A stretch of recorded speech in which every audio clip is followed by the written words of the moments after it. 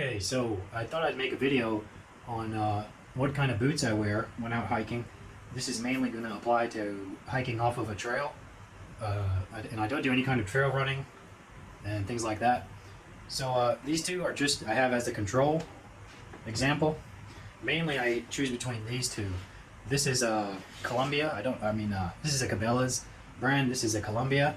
This I bought in a pinch one morning when I was going hiking in an hour and I didn't have hiking boots. This one was given to me by a family member on clearance. I don't know the name of it, but it says Columbia Titanium.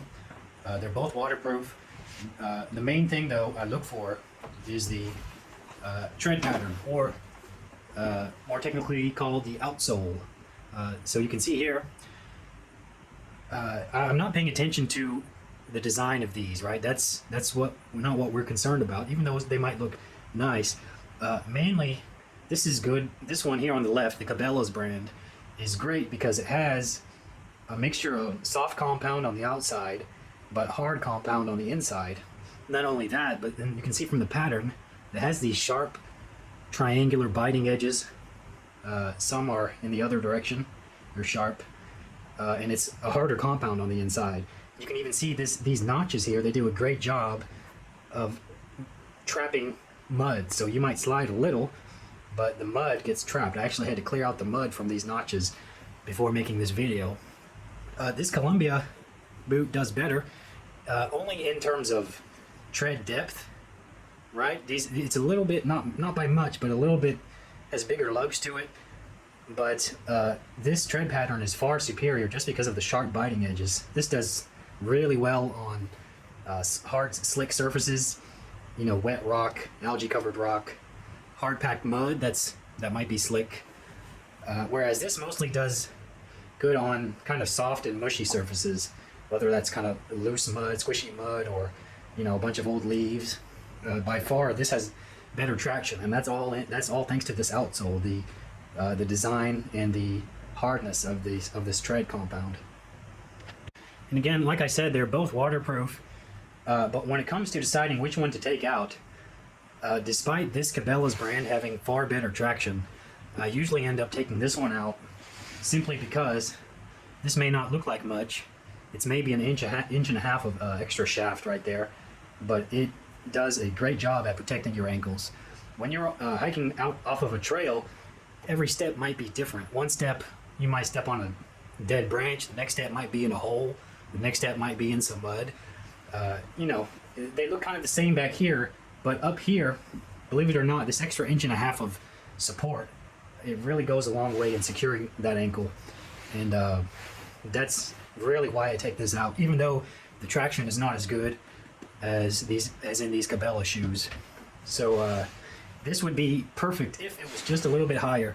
As it is, it just barely covers the bones in your ankle, but you want it a little bit higher, so it helps to kind of, you sacrifice a lot of mobility when protecting your ankle, but that's very important for the kind of hiking that I do, where every step might be different. And just to give you a control, actually I do see people hiking in these tennis shoes, believe it or not. Here's what we're dealing with here. Now, some of this tread is actually pretty nice, kind of sharp right there. But here, even though these look nice and triangular, if you look a little bit closer, you can actually see they're beveled, right? It has a beveled tip. It's not a sharp biting tip right there. So in hard-packed mud, slick rock, it doesn't do a great job. The only kind of real biting edge is one along here, one along here. It has nice big lugs on the outside, good tread depth, but it's just these little things that make a huge difference. Also, the compound appears to be the same, hard compound on the outside, hard on the inside. There's no switching up.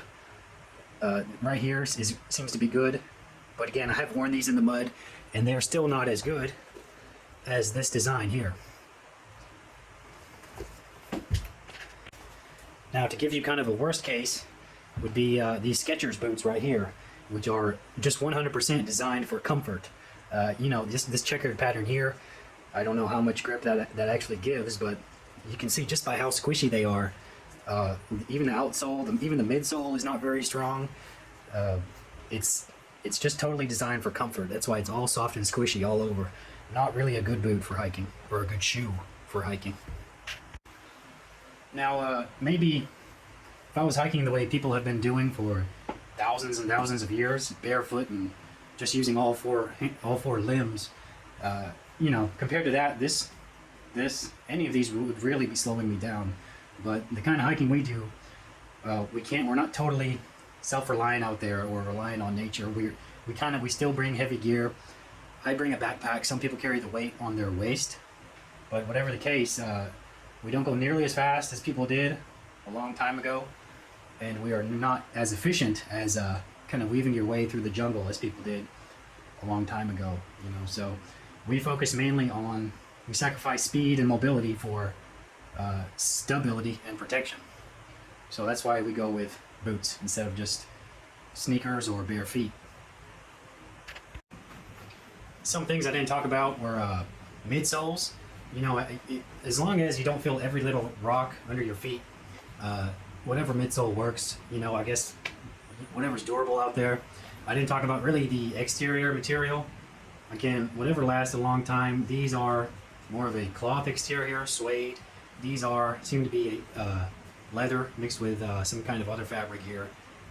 These are pretty durable, and these are also pretty durable.